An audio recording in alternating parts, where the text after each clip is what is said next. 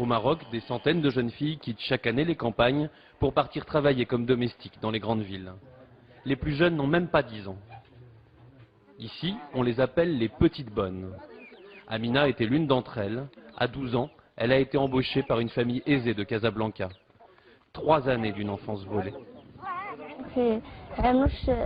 Leur comportement n'était pas correct. La nuit, ils me laissaient dehors et ils ne me donnaient que les restes du repas à manger. Ils ne prenaient pas du tout soin de moi. Je ne veux plus jamais travailler comme ça. Je veux juste aller à l'école.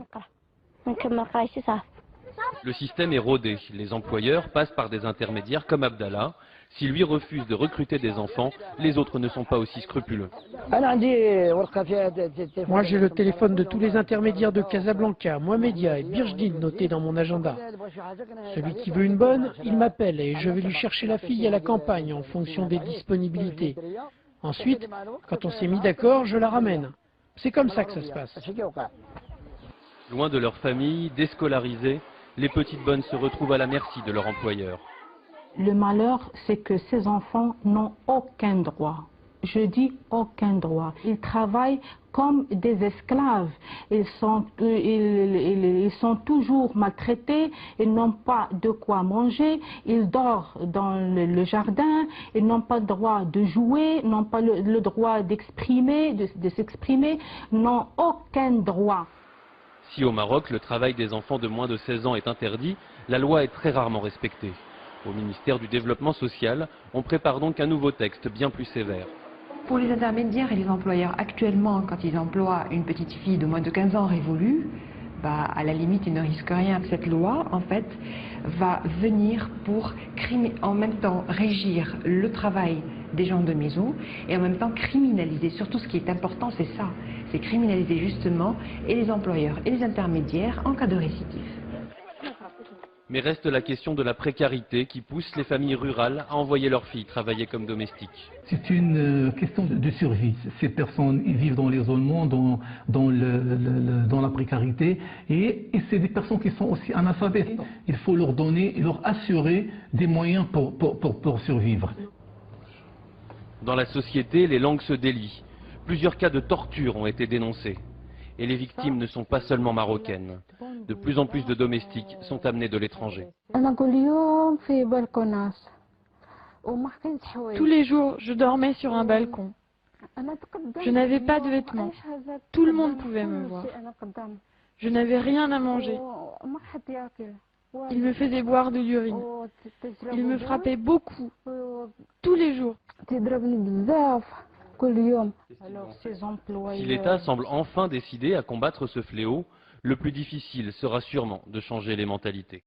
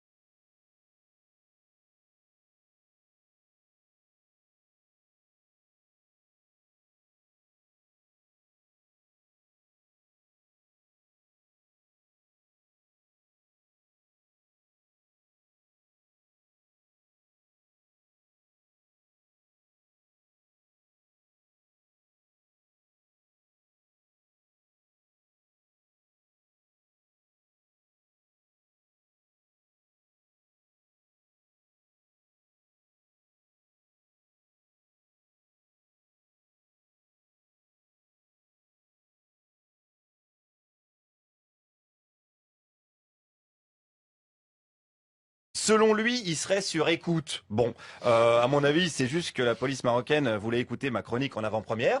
C'est logique, c'est des gens de qualité, des gens de goût. D'ailleurs, Omar, il sortait tout juste de garde à vue. J'ai passé 48 heures de garde à vue. Et il a du bol d'être sorti parce qu'ils sont encore 400 prisonniers dans les prisons marocaines à se reposer peinard aux frais de la princesse qui s'appelle là-bas Mohamed VI, M6, hein, voilà, comme la chaîne, mais sans Bernard de la Villardière qui tapine à l'intérieur. Et Omar, il était très remonté contre M6 qui prend des décisions donc contre son peuple. Ce sont des décisions qui sont prises unilatéralement par le roi, qui sont conçues par le cabinet royal. Et nous, on a Emmanuel Macron, c'est pareil. Hein. Absolument, mais attendez-vous à trop copier le Maroc, attendez-vous à ce que les gens sortent dans la rue. Hein. Alors là, ça m'étonnerait. Non. Personne sortira dans la rue ici. On l'aime, notre roi.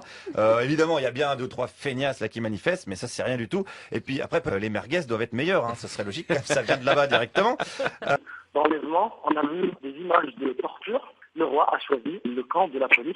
Mais c'est pas possible parce que notre président à nous, Emmanuel Macron, il dit que le roi du Maroc, il est formidable. Donc comme notre président, il est formidable, il doit avoir raison. Vu comment la France tire profit du Maroc, je ne vois pas comment un président français pourrait critiquer la politique au Maroc. Ouais, alors tire profit. Bon, disons qu'on a des relations privilégiées avec notre partenaire, le gouvernement marocain.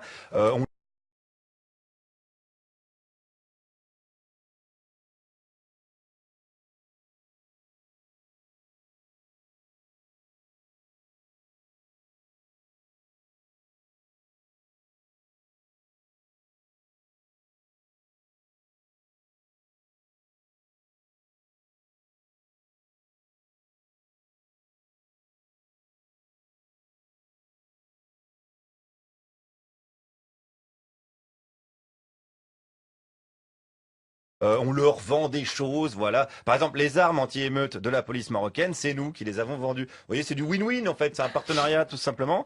France-Maroc, ça marche. D'ailleurs, le roi du Maroc, il fait quoi? Le roi, il passe quasiment le tiers de son année en vacances à l'étranger, notamment en France. Et il ne revient ici que pour prendre des décisions, pour recevoir les officiels ou pour présider des conseils des ministres ou pour faire un discours royal. Il vient chez nous parce qu'on le reçoit bien, parce qu'on est un beau pays. Oui. Bah oui, quand même, merde, attends, on est la patrie de Victor Hugo et de Jérém Star, de Jean Jaurès et de Raquel Garrido, de Mélanie Bauer et de la musique populaire. Et puis je vais vous dire, c'est win-win, je vous dis, c'est un échange. On leur envoie aussi, nous, nos plus brillants esprits, les Jacques Lang, les Douste Blazy, les BHL, les DSK, ils vont tous dans cette belle ville de Marrakech, n'est-ce pas Omar? Il faut voir les horreurs que vivent les enfants à Marrakech, que vivent les femmes à Marrakech. Il y a une réputation de ville de prostitution, et notamment dans les stars des personnalités françaises.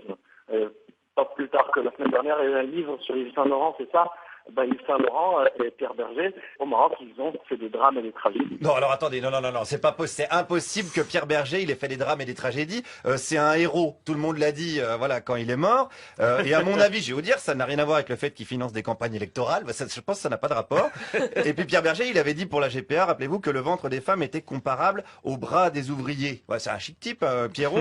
Hein, il a jamais eu le prix Simone de Beauvoir, d'accord? Mais bon, c'est un bon bougre, c'était un bon bougre. D'ailleurs, les femmes, je vais vous dire, à un moment donné, ça va, ils nous emmerdent un petit peu en ce moment.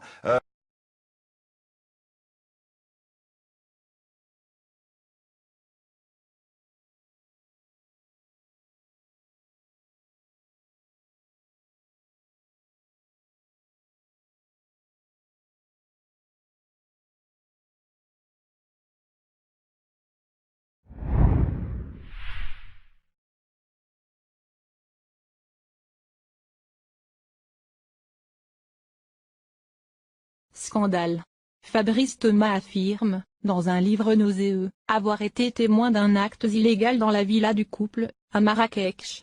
Une scène qui n'avait pas choqué le couturier à l'époque. Dans son livre Saint-Laurent et moi, une histoire intime Hugo Document, paru le 12 octobre, Fabrice Thomas, qui fut l'amant du célèbre couturier Yves Saint-Laurent et de son Pygmalion Pierre Berger, révèle la face sombre du couple infernal, 2 icônes, 2 hommes d'exception, mais 2 hommes malades sexuellement, comme il les qualifie dans une interview à la chaîne canadienne TVA Nouvelle, diffusée le 27 octobre. 8 ans durant, de 1984 à 1992, ma vie auprès d'Yves Saint-Laurent et de Pierre Berger a ressemblé à un tourbillon, écrit Fabrice Thomas, qui fut le chauffeur du patron de la maison de couture, puis du designer, avec qui il a entretenu une liaison de 3 ans. Une descente aux enfers surtout, jalonnée de pratiques sexuelles violentes et extrêmes. J'avais été l'objet sexuel de Pierre et j'étais devenu l'amant dominateur d'Yves. J'étais passé de l'un à l'autre, d'un côté puis de l'autre du fouet, mais je me trouvais encore entre les deux, résume-t-il. Sa puissance libidinale était impressionnante. Pierre, grâce à la libre pensée de ses parents anarchistes, instruits et insoumis, avait toujours vécu son homosexualité comme une forme de sexualité parmi d'autres, sans culpabilité ni entrave, explique l'auteur, engagé par le groupe de mode après être passé dans sa chambre du Plaza Athénée. Mais progressivement, sa passion sadique prend le dessus. Sa puissance libidinale était impressionnante. J'en ai bien connu, pour ma part, la face destructrice. Elle est profondément attentive, souligne Fabrice Thomas. À partir de là, j'ai rejoint sa cohorte d'amants soumis à des séances de dressage qui sont ensuite devenues la norme entre nous, jusqu'à 1989 où j'y ai mis fin. L'auteur, en laisse et à quatre pattes, raconte ainsi une scène, où Berger, dit monsieur, l'a giflé, fouetté au sang et fixé des pinces à mollette à ses tétons, avant de lui uriner dessus, en l'injuriant, en le droguant au popper et en regardant des films porno, avec son assistant. Quand il ne conduit pas le fondateur de la maison Isle, le jour, Fabrice Thomas escorte le couturier drogué dans ses folles équipées, la nuit. Yves était une proie sexuelle. C'est ce qu'il aimait à être, ses préférences sexuelles portant à une soumission immodérée, raconte-t-il. Il opérait de la même manière avec Pierre du temps de leur vie commune.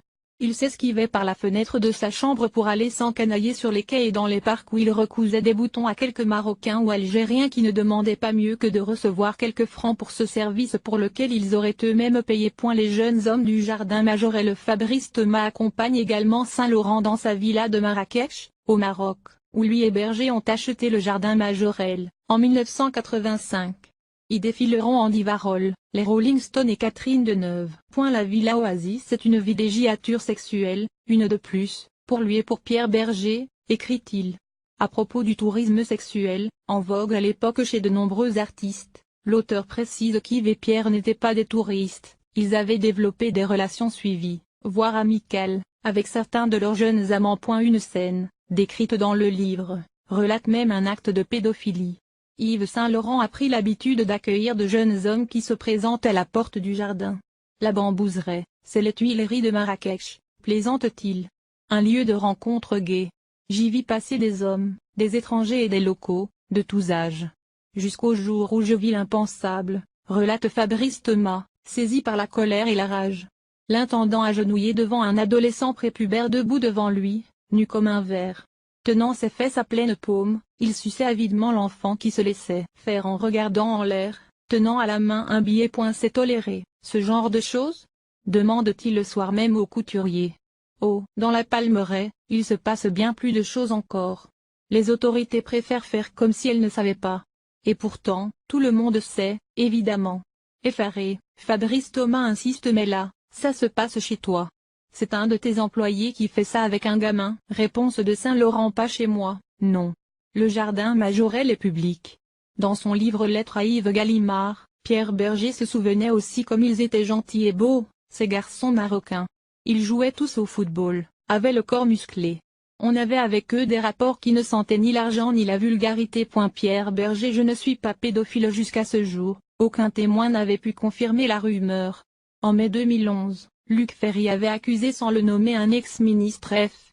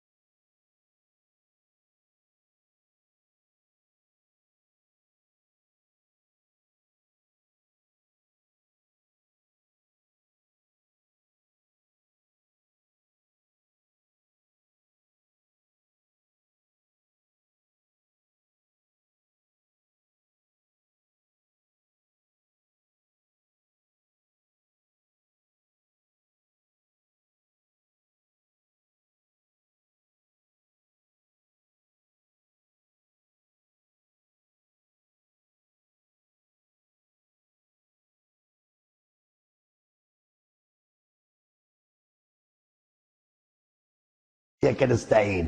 واعلم أن الأمة لو اجتمعت على أن ينفعوك بشيء لم ينفعوك بشيء إلا بشيء قد كتبه الله لك، ولو اجتمعوا على أن يضروك بشيء لم يضروك إلا بشيء قد كتبه الله عليك. رفعت الأقلام وجفت الصحف. قاعد شي بتقول أنت؟ لما راجع عندي تقول لي أنا فيها التابعة وفيها العكس. واش ما بغيتها بنتي؟ كي ندير؟ واللي سيدي ربي دعي سيدي ربي. لا يا ناري نمشي عند سيدي فلان. راه قالوا لي تمشي عند سيدي حزم. مالو سيدي حزم؟ واش هو يدير لك؟ سيدي حزم مات مسكين واللي مات انقطع عمله. الدعاء عبادة فلا ينبغي أن تصرف لغير الله. لو كان ينوض سيدي يحيى ولا سيدي حازم وينوض ويسيب الناس يدعي ويقول لهم واش رديتوني رب، انا لا املك لنفسي نفعا ولا ضرا. حتى حبيبي رسول الله يقول قل لو كنت اعلم الغيب لاستكثرت من الخير وما مسني السوء ان انا الا نذير وبشير لقوم يؤمنون. تمشي انت تسب الناس في هذه الوليان مساكين والعياذ بالله، واحد يذبح لغير الله، واحد يقول انا سيدي جيت عندك وانت يا راجع يا سيدي يا ربي، وواحد وكل شيء الناس يا ربي يا ربي يا ربي يا ربي يا ربي يا العباده يا الاتباع انت النبي في علاقه العبد مع ربه يا ودي. عمرو سيدي النبي مشى عند شي قبر وبقى يدعيه. عمرو علمكم سيدنا رسول الله في شو عند السحاره اللي بغى يقلي صالحه من اتى ساحرا فصدقه بما يقول فقد كفر بما انزل على محمد، ومن جاء ساحر فقط ليختبره ماشي صدقوه لا ترفع له صلاة 40 يوما. اسجد ولا اجلس؟ اسجد ولا اجلس؟ اسجد ولا اجلس؟ يا الله. حنايا رايجة عندنا السحور والقزون والدفيج ورايجة عندنا مساكين دوك الوليان اللي ميتين الناس تمشي عندهم، ماشي تمشي عندهم تدير كيما يدير النبي صلى الله عليه وسلم تدعي لهم الله. سيدنا النبي كان يزور الموتى من الصحابه يقول السلام عليكم اهل الديار من المؤمنين انتم السابقون وانا ان شاء الله بكم لاحقون نسال الله لنا ولكم العافيه. تدعي لهم لان الحي هو اللي يعبد، الميت مات ما يقدرش يعبد. خرج من الدار ديال العباده مشى للدار ديال الحساب، انقطع عمله ما بقاش الدار ديال العمل، روح للدار ديال الحساب. انت اللي راك باقي حي راك في الدار ديال العمل، انت اللي تدعي له لانك انت من يعمل. جاونا سيدي ادريس واحد المراه جات بالعيون كانت فما واحد الشجره، راه غتقول الخبر ياك غتقول الخبر ولا غتقول؟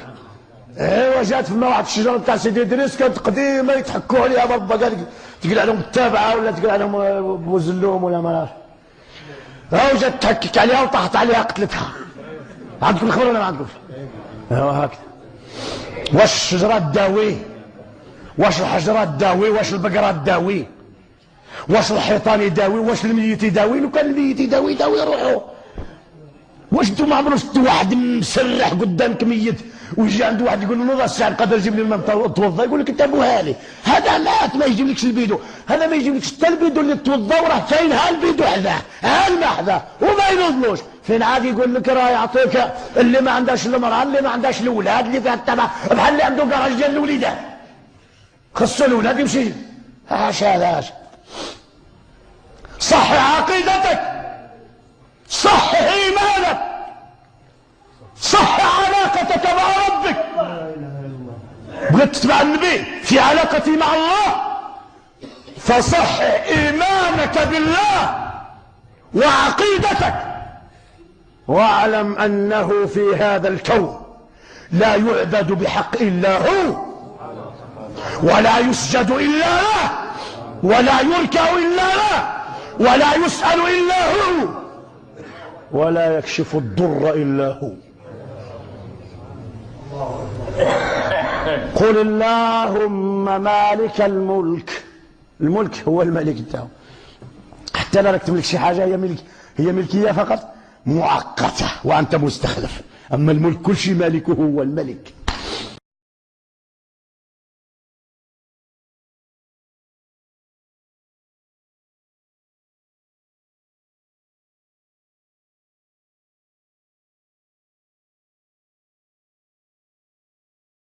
وإذ نتقنا الجبل فوقهم كأنه ظلة وظنوا أنه واقع بهم خذوا ما آتيناكم بقوة واذكروا ما فيه لعلكم تتقون وإذ أخذ ربك من بني آدم من ظهورهم ذريتهم وأشهدهم على أنفسهم ألست بربكم قالوا بلى شهدنا أن تقولوا يوم القيامة إنا كنا عن هذا غافلين أو تقولوا إنما أشرك آباؤنا من قبل وكنا ذرية من بعدهم أفتهلكنا بما فعل المبطلون وكذلك نفصل الآيات ولعلهم يرجعون واتل عليهم نبأ الذي آتيناه آياتنا فانسلخ منها فأتبعه الشيطان فكان من الغاوين هذا بصائر من ربكم وهدى ورحمة لقوم يؤمنون وإذا قرئ القرآن فاستمعوا له وأنصتوا لعلكم ترحمون واذكر ربك في نفسك تضرعا وخيفة ودون الجهر من القول بالغدو والآصال ولا تكن من الغافلين إن الذين عند ربك لا يستكبرون عن عبادته ويسبحونه وله يسجدون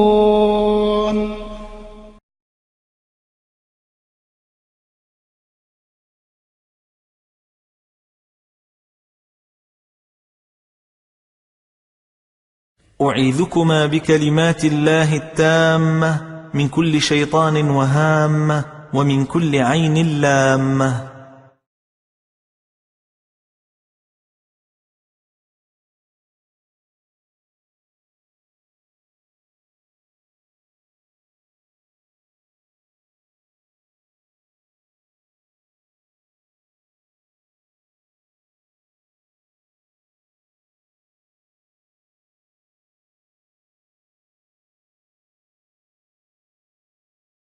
Qui est Ahmed Daraz, celui qui suit la première dame de France comme son ombre.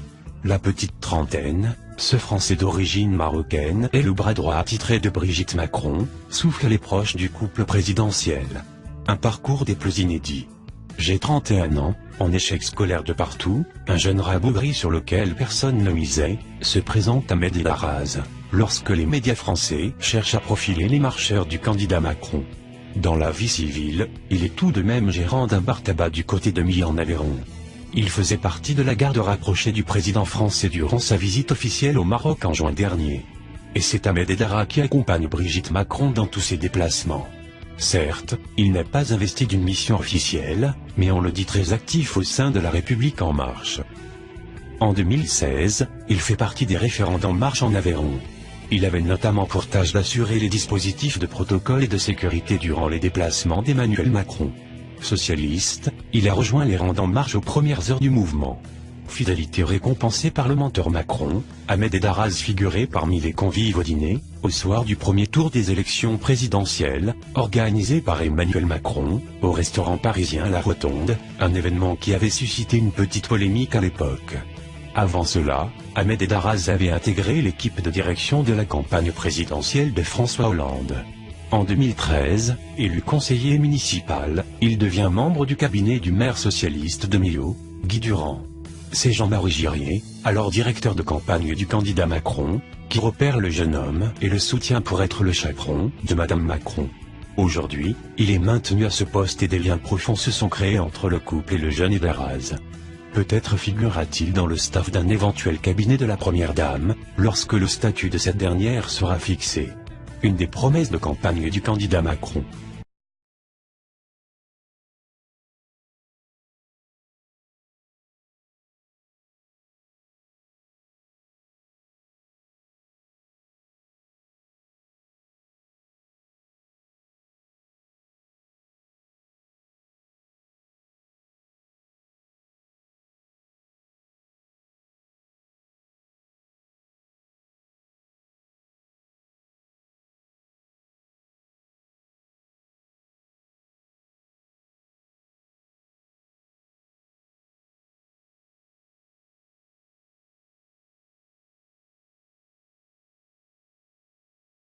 وقال ربكم ادعوني أستجب لكم وقال ربكم ادعوني أستجب لكم وقال ربكم ادعوني أستجب لكم وإذا سألك عبادي عني فإني قريب أجيب دعوة الداع إذا دعان وإذا سألك عبادي عني فإني قريب أجيب دعوة الداع إذا دعان إنما أمره إذا أراد شيئا أن يقول له كن فيكون إنما أمره إذا أراد شيئا أن يقول له كن فيكون إنما أمره إذا أراد شيئا أن يقول له كن فيكون وهو الذي خلق السماوات والأرض بالحق ويوم يقول كن فيكون قوله الحق وهو الذي يقبل التوبة عن عباده ويعفو عن السيئات ويعلم ما تفعلون ويستجيب الذين آمنوا وعملوا الصالحات ويزيدهم من فضله